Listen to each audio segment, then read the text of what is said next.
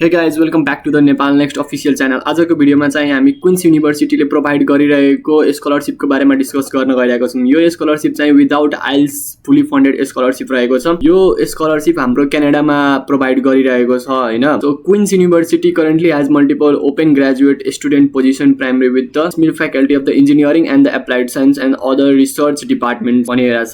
तपाईहरुलाई के सर्च गर्नु छ भने यहाँ गएर सर्चमा गएर सर्च गर्नु Queens university open graduate student position भनेर। अनि त्यो पछि तल गएपछि तपाईलाई क्विन्स युनिभर्सिटीको engineering.queensu.ca भनेर आउँछ, त्यसमा क्लिक गर्नु होला। यो पेजमा क्लिक गरेपछि तपाईहरुलाई के हुन्छ भने ओपन ग्रेजुएट स्टुडेन्ट पोजिसन भनेर आउँछ हैन। यसमा ओभरअल हेर्दाखेरि 125 फ्याकल्टी मेम्बर्सहरु रहेको छ। Over 600 graduate student in Smith engineering at Queen's University, Canada to solve the world's most pressing challenges. Once accept a full-time research graduate student at Smith Engineering are granted funding for the difficult degree time. 2 years of research master student MASc and 4 years of PhD student as long as the student remains in good standing भनिरहेछ है। त्यो पछि हाम्रो चाहिँ how to apply for the position below contact the supervisor as indicated in the each position है। अब हामीलाई जस्तै क्राइटेरियल मिनरल्समा हेर्दाखेरि के छ भने यहाँ दुईवटा मास्टरको र दुईवटा पिएचडीको सिट रहेको छ है। अनि एआई र मसिन लर्निङमा हेर्दाखेरि हाम्रो एउटा मास्टरको र दुईवटा पिएचडीको सिट रहेछ भने एउटा मास्टर र 5 पिएचडी वटाको सिट रहेको छ। फेरि यहाँ एउटा पिएचडी रहेछ एआई एन्ड एमएलमा हैन। बायोमेडिकलमा पनि त्यस्तै हेर्दाखेरि 1 मास्टर र 2 पिएचडी। यस्तै गएर बायोमेडिकल म्याराथोनिकमा हेर्दाखेरि इलेक्ट्रोकेमिस्ट्रीमा हेर्दाखेरि हैन। अब यस्तो सबै फिल्डमा हाम्रो दिएको रहेछ, रोबोटिक्समा पनि दिएको रहेछ। त्यस्तै अब तपाई कुनमा इलिजिबिलिटी हुनुहुन्छ हैन। जस्तै सफ्टवेयर इन्जिनियरिङको हेर्दाखेरि दुईटा पिएचडी चाहिन्छ। सुपरभाइजरको डिटेल दिएको छ यहाँ, डिपार्टमेन्ट डिस्क्रिप्सन कन्ट्याक्ट र हाउ टु एप्लाई भनेर दिएको छ हैन। त्योहरु चाहिँ हामी भिडियोमा डिस्कस गर्नेछौँ। अब के हुन्छ भने जस्तै मैले क्राइटेरियल मिनरल्सको लागि एप्लाई गरेँ हैन। दुईवटा मास्टर र दुईवटा पिएचडी को कुरा छ।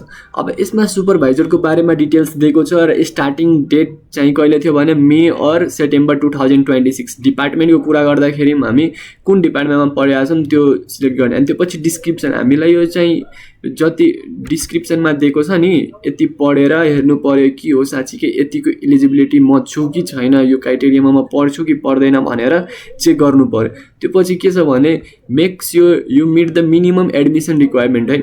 अब हाम्रो एडमिसन रिक्वायरमेन्ट यो पीडीएफमा दिएको छ, तपाई त्यो पीडीएफ खोलेर पढ्नु होला हैन। अब यसमा मैले तपाईहरुलाई एउटा पाथ बतलाइदिरहेको छु, पाथ भनिदिरहेको छु हैन। त्यसलाई पुरै खोजेर रिसर्च गरेर कसरी एप्लाई गर्ने हैन त्योहरु चाहिँ तपाईहरु गर्नु होला। मैले एउटा पाथ देखाइरहेको छु कि यस्तो एउटा स्कलरशिप आएको छ, फुली फन्डेड स्कलरशिप विदाउट आइल्स हैन। अनि तपाईहरुले पनि रिसर्च गरेर अलि बुझ्नु होला के। अनि यसमा पनि के छ at the mining engineering department हाम्रो एप्लाई गर्नको लागि यहाँ दिएको लिंकमा क्लिक गरेर एप्लाई गर्नुपर्छ है। अब यो पछि हाम्रो कन्ट्याक्ट दिएछ हैन, यहाँ सरको इमेल रहेको छ। अब त्यसमा के गर्नु छ भने जस्तै यसमा हाम्रो अप्लाई गर्नु छ भने के पठाउनु पर्यो त हाम्रो यो जुन सुपरभाइजर रहेछ उहाँलाई चाहिँ के पठाउनु पर्यो, एउटा सीवी पठाउनु पर्यो, brief statement in short paragraph. Short प्याराग्राफमा तपाई किन यहाँ अप्लाई गर्न खोज्नु भइरहेछ र के को लागि अप्लाई गर्नु हुनु खोज्नु भइरहेछ। अनि जस्तै अरु युनिभर्सिटी भन्दा किन यो युनिभर्सिटी राम्रो छ त्योहरु एक्सप्लेन गर्नु पर्यो हैन। अनि ट्रान्सक्रिप्ट पठाउनु पर्यो, इंग्लिश प्रोफिन्सियल टेस्ट रिजल्ट पठाउनु पर्यो र example of your recent work पठाउनु पर्यो हामीलाई। अब जस्तै यो क्राइटेरियाको लागि हामीलाई यति चीज पठाउनु पर्यो। अब जस्तै हामी अर्कोमा जाम हैन। अर्कोमा जस्तै सफ्टवेयर इन्जिनियरिङको लागि हैन दुईटा पिएचडी को सिट खाली रहेको छ भने यहाँ सुपरभाइजरको नेम दिएको छ। अब यहाँ डिपार्टमेन्ट पनि दिएछ, इलेक्ट्रिकल एन्ड कम्प्युटर इन्जिनियरिङमा रहेको छ सिट। अब डिस्क्रिप्सन पढेर हेर्नु पर्यो कि म कतिको एलिजिबिलिटी छु र कन्ट्याक्टमा हेर्दाखेरि यहाँ कन्ट्याक्ट दिएको छ। अनि त्यसपछि इमेलमा हामीलाई जस्ट सीवी र ट्रान्सक्रिप्ट पठाउनु पर्यो। हामीले जम्मा दुईवटा चीज पठाउनु छ, एउटा सीवी र एउटा transcript. So it's a very easy process to apply हैन। अब हामी सुपरभाइजरमा हेर्छौं सुपरभाइजरले के गरेको छ हैन, के कतिमा रिसर्च गरेको छ त्योहरू हेरौँ होइन। यहाँ सुपरभाइजरको पुरै डिटेल्स नि ओपन भइसकेछ। अब यहाँबाट तपाईँहरूले पढ्नु होला, त्यो पछि हेर्नु के कस्तो रहेको छ, म इलिजिबिलिटी के कतिको छु भनेर तपाईँहरूलाई रिसर्च गर्नु पऱ्यो। जस्तै SEAL छ, software evolution and analytic labs भनेर छ होइन। यहाँ सबै डिटेल्सहरू दिएको छ, रिसर्च इन्ट्रेस्टेडहरू दिएको छ, software engineering, AI, software analytics, software empirical studies, software evolution and mining, software repository भनेर छ होइन। यो सबै लेटेस्ट न्युजहरू पनि दिएको छ यहाँ, सब पढ्नु होला होइन। यति रिसर्च गरेर पढ्नु पऱ्यो कि हजुरहरूले होइन।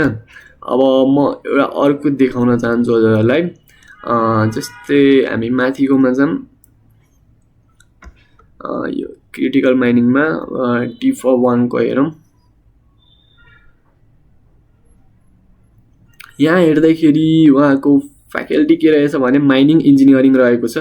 एक्सपर्टिज योहरू तपाईँहरू पढेर बुझ्नु होला। त्यो पछि यहाँको बायोग्राफीमा के रहेछ भनेर त्यो पढ्नु पऱ्यो क्या, पुरै बायोग्राफी पढेर बुझेर अनि त्यो पछि हामी रिसर्च पेपरमा जाऊँ होइन। रिसर्च पेपरमा गएर हेर्नु पऱ्यो के रिसर्च गर्नुभएको छ उहाँहरूले, अनि पब्लिकेसनमा गएर हेर्नु पऱ्यो कि।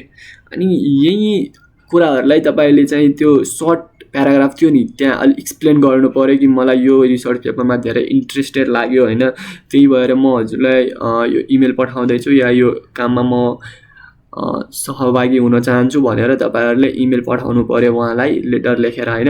अनि अवार्ड्स र ग्रान्टेडहरू के रहेछ त्यो बुझ्नु पऱ्यो। र यो पब्लिकेसनको चाहिँ तपाईँहरूले पुरै मेनली ब्रिफली नै पढ्नु होला, जसले गर्दा धेरै हेल्प हुन्छ कि। तपाईँहरूले जस्तै इमेल पठाउनुहुन्छ, तपाईँ अप्लाई गर्न चाहनुहुन्छ भने तपाईँहरूले धेरै हेल्प हुन्छ कि यसमा। सो यो चाहिँ पुरै ब्रिफली पढ्नु होला। अनि रिसर्च पेपर पनि हेर्नु होला र बायोग्राफी, उहाँको मेन भनेको बायोग्राफी हेर्नु पऱ्यो कि। बायोग्राफी हेरेर अनि यस्तै गरेर तपाईँ सबै फिल्डमा हेर्न सक्नुहुन्छ होइन। यस्तै गरेर सबै सुपरभाइजरको ओपन गरेर होइन के कस्तो रहेको छ रिसर्च पेपरहरू त्यो सबै हेर्न सक्नुहुन्छ।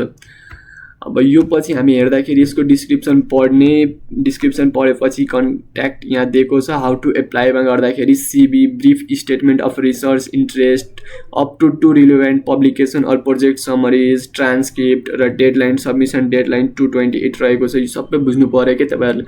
सो यो मैले यति भन्दै अब सबै मैले लिङ्कहरू चाहिँ डिस्क्रिप्सनमा राखिदिन्छु होइन। र यो फुली फन्डेड स्कलरसिप रहेको छ without IELTS in Canada. So आजै गएर तपाईँहरू पनि अप्लाई गर्नुहोस् होइन। ल मेरो भिडियो राम्रो लाग्यो भने लाइक र सब्सक्राइब एउटा गरिदिनु र कमेन्टमा एउटा म्यासेज गर्नु होला कि अगाडिको भिडियोमा के कस्तो भिडियो चाहियो होइन।